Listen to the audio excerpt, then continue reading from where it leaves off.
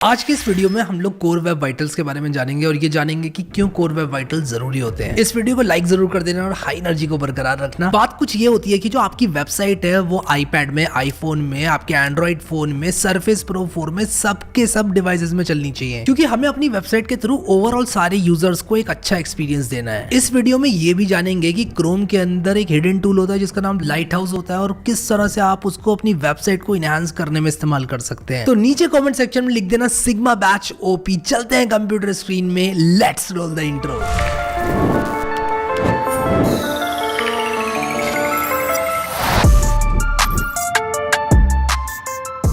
So guys, मैं आ चुका हूं यहां पर अपनी कंप्यूटर स्क्रीन में और अभी एक नया फोल्डर बनाऊंगा जिसका नाम है वीडियो 6 और यहाँ पर वीडियो 6 के अंदर जो है मैं VS कोड को खोल लूँगा एज ऑलवेज। और आज मैं जो चीज़ आपको बताने वाला हूँ वो SEO का एस्पेक्ट से बहुत ज़्यादा इंपॉर्टेंट है। सबसे पहले मैं आपको बताना चाहता हूँ SEO क्या होता है। SEO stands for search engine optimisation. आप कोई भी वेबसाइट देखते हो तो उसमें SEO हो रखा होता है। Amazon.in का एग्जाम्पल लेते हैं। मैंने Amazon.in खोला तो Amazon.in चाहेगा कि जल्दी से जल्दी जो ये वेबसाइट है वो लोड हो जाए ताकि सर्च में इनके जो प्रोडक्ट्स हैं वो आ सकें।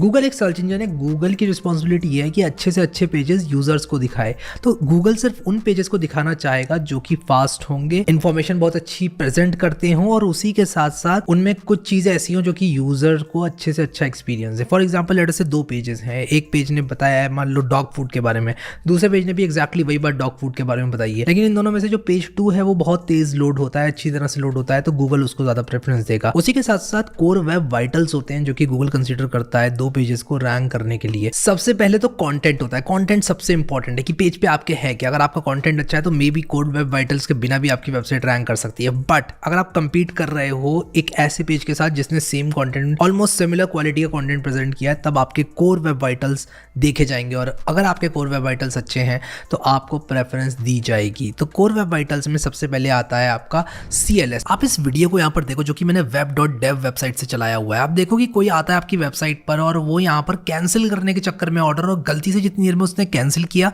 ऊपर की ये चीज विजिबल हो गई और इसने लेआउट को शिफ्ट कर दिया और ऑर्डर कंप्लीट हो गया, लेकिन यूजर चाहता था ऑर्डर कंप्लीट ना हो, वो तो नो पर क्लिक करना चाहता था। ऐसे में यूजर एक्सपीरियंस बहुत ज्यादा खराब होता है और जैसे कि आप लोगों ने इस वीडियो में देखा ऐसा नहीं होना चाहिए, इसलिए हमारा CLS कम से कम होना चाहिए। अब CLS की परिभाषा क्या है? क्यूमुलेटिव लेआउट शिफ्ट का मतलब होता है पेज लोड होते होते कितना शिफ्ट हो रहा है। मान लो कि आपने पेज लोड किया और सबसे पहले ये आप लोगों को देखने को मिलता है, ये पहले ऊपर था और उसके बाद जब ये लोड हुआ की टर्म वाला पार्ट तो ये शिफ्ट हो गया सब कुछ नीचे।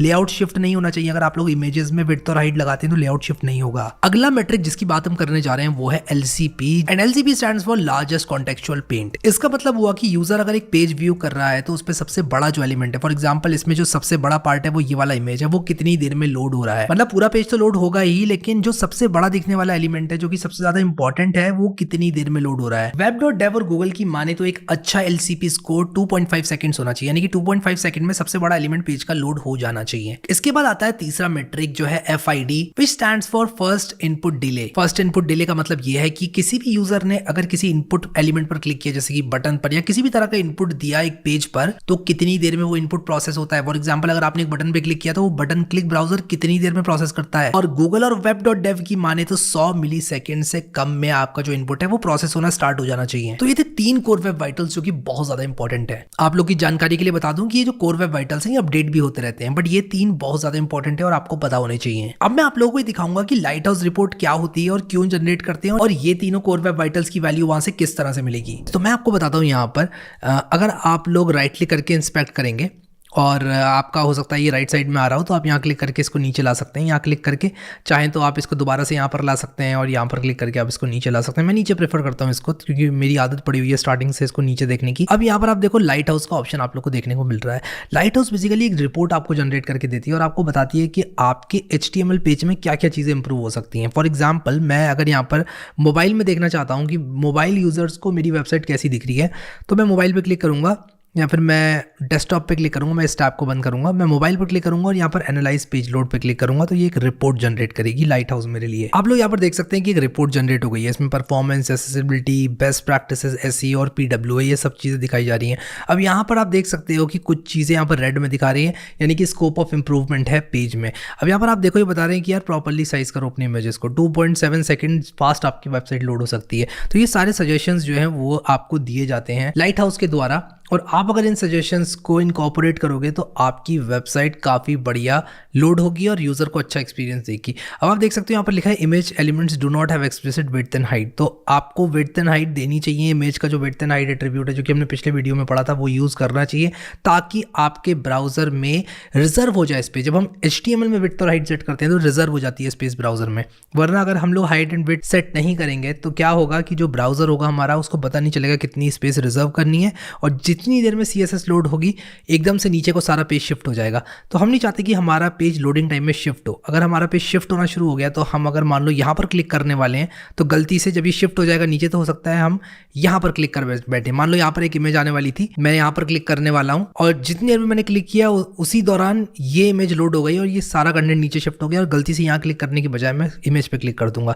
इसे कहते हैं क्यूमुलेटिव लेआउट शिफ्ट। तो इस तरह के शिफ्ट को बिल्कुल भी प्रेफर नहीं किया जाता है, बिल्कुल भी प्रेफर नहीं करता है गूगल, और ये कम से कम होना चाहिए। आप देख सकते हैं इस पेज का काफी कम है क्यूमुलेटिव लेआउट शिफ्ट, तो क्यूमुलेटिव लेआउट शिफ्ट को कम से कम हमें रखना है ताकि हमारे यूजर को एक बहुत अच्छा एक्सपीरियंस मिल सके। तो यहाँ पर और भी बहुत सारी सजेशंस मिलती हैं और ये हमारी मोबाइल के लिए। अब हम डेस्कटॉप रिपोर्ट जनरेट कर सकते हैं तो डेस्कटॉप रिपोर्ट जनरेट हो जाएगी। तो जैसे कि आप देख सकते हो कि इसने एक रिपोर्ट जनरेट कर दी है। परफॉर्मेंस में 92 मार्क्स, एक्सेसिबिलिटी में 100 में से 82 दिए गए हैं, बेस्ट प्रैक्टिस में 75, एसईओ में 75। अब यहाँ पर देखो कि जो जो चीज़ें अच्छी अच्छी हैं वो बताई गई हैं यहाँ पर, और जो जो स्कोप ऑफ इंप्रूवमेंट से लाइट हाउस आपको बताते हैं। तो ये एक हिडन टूल है जो कि हम सभी को इस्तेमाल करना चाहिए। अब मैं आप लोगों को बताना चाहता हूँ मेटा टैग्स और मेटा डिस्क्रिप्शन के बारे में। तो मैं यहाँ पर क्या करूंगा कि एक नई फाइल बनाऊंगा, उसका नाम रखूंगा index.html, और एक HTML फाइल बनाने के बाद जो सबसे पहला SEO एलिमेंट मैं आपको बताना चाहता हूँ वो है टाइटल।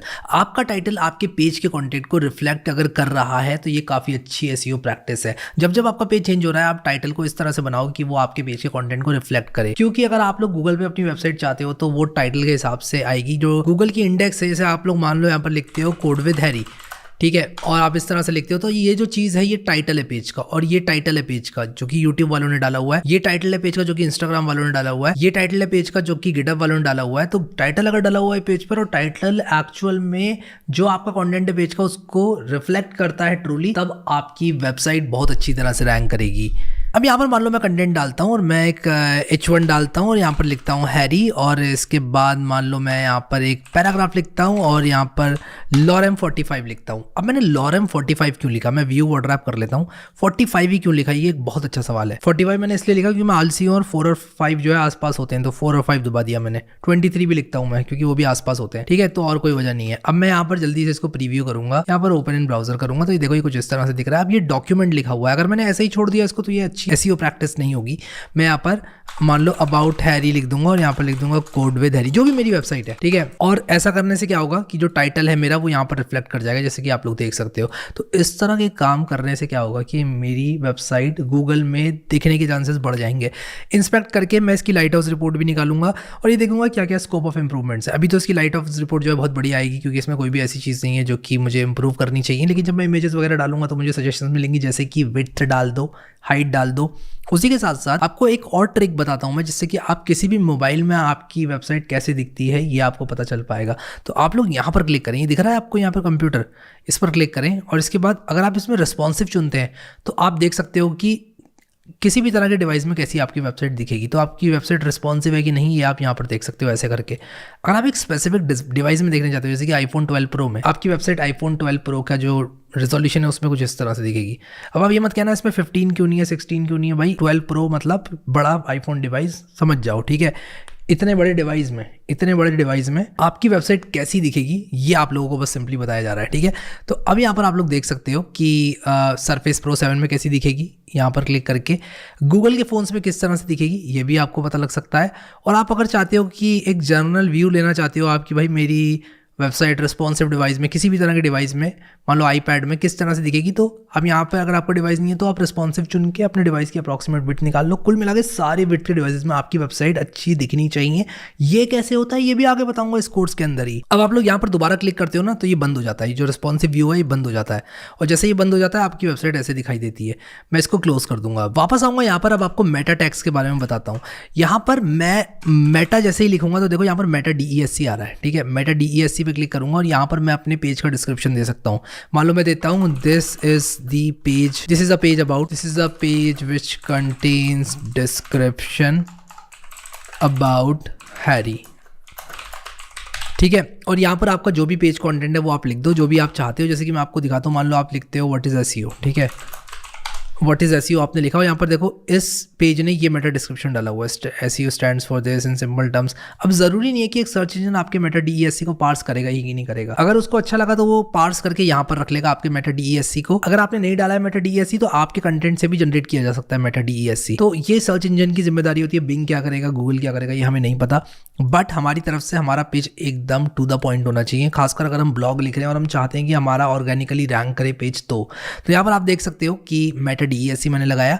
अब एक मेटा कीवर्ड पहले बहुत चलता था, लेकिन अभी जो मेटा कीवर्ड है ना वो डेप्रिकेट हो गया है। मेटा कीवर्ड अभी बिल्कुल भी यूज नहीं होता है। मेटा कीवर्ड्स का कोड कुछ इस तरह से दिखता है, लेकिन माना यह जाता है कि मेटा कीवर्ड जो है वो बिल्कुल भी एसईओ में रैंक नहीं करते हैं, क्योंकि लोग इसको अब्यूज ज्यादा करते हैं। मान लो आपने पेज लिखा है पेट्स के बारे में और आपने लिख दिया what is SEO Meta keyword में, तो ऐसा नहीं है कि रैंक हो जाएगा आपका पेज। मैं यहाँ पर ये जो डबल कोट्स हैं गलत लगे हुए हैं इनको ठीक कर देता हूँ। तो अगर मैं यहाँ पर मेटा कीवर्ड लगाऊंगा तो जरूरी नहीं है कि सर्च इंजन इसको कंसीडर करेगा ही करेगा। कुछ सर्च इंजन तो ऐसा करते हैं कि मेटा कीवर्ड्स को मानते ही नहीं, वो कहते हैं भाई हमें देखने ही नहीं आपके मेटा कीवर्ड्स, आप डालो ही मत। तो मेटा कीवर्ड्स पहले बहुत ज्यादा चलता था, लेकिन अभी नहीं चलता। अभी आपके पेज के कंटेंट को पार्स किया जाता है और अब एआई का जमाना आ रहा है, तो खासकर और भी आपके कंटेंट को समझा जाएगा, आपका कंटेंट क्या वैल्यू दे रहा है उसको समझा जाएगा, उसी हिसाब से रैंक किया जाएगा। अब अगर आपको एग्जैक्टली इन कोर वेब वाइटल्स के बारे में जानना है, फॉर एग्जांपल अगर मैं राइट क्लिक करके इंस्पेक्ट करूं और लाइट हाउस में जाऊं और डेस्कटॉप के लिए लाइट हाउस रिपोर्ट निकालूं, तो कुछ कोर वेब वाइटल्स आते हैं, जैसे कि एलसीपी आता है, फिर उसके बाद एफसीपी आता है, फर्स्ट कॉन्टेक्चुअल पेंट। अब आप यहाँ पर देख सकते हो सब कुछ 100 हो रखा है। यहाँ पर देखो अभी इस कंटेंट में कुछ ज़्यादा था नहीं, लेकिन यहाँ पर आप देख सकते हो कि कह रहा है कि भाई आपको क्या करना है, pages with web socket can not enter back forward cash. इसमें वेब सॉकेट है क्योंकि हम लोग ये एक्सटेंशन यूज कर रहे हैं लाइव प्रीव्यू, वरना ये बिल्कुल सही है। एक्सेसिबिलिटी भी 100 है, सब कुछ 100 है, बहुत बढ़िया पेज है ये, ठीक है।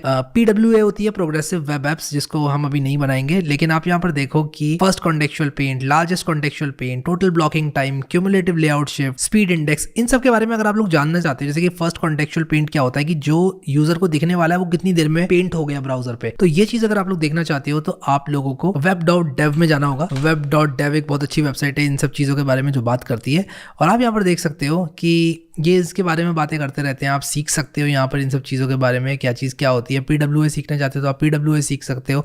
इन सब चीज़ों के बारे में यहाँ पर बहुत कुछ अच्छा कंटेंट डाला हुआ है, लेकिन हम इस कोर्स के अंदर HTML, CSS, जावास्क्रिप्ट और वेबसाइट्स बनाने में फोकस करेंगे। ये चीज़ मेरे हिसाब से आप लोगों को आनी चाहिए थी, जिसकी वजह से मैंने आप लोगों को इसके बारे में बताया। अगर आप लोगों ने अभी तक सिग्मा वेब डेवलपमेंट सीरीज को एक्सेस नहीं किया है तो उसको जरूर से एक्सेस कर देना, प्लेलिस्ट को एक्सेस करके बुकमार्क कर लेना, यहाँ क्लिक करके स्टार पे और यहाँ क्लिक करके सेव कर लेना।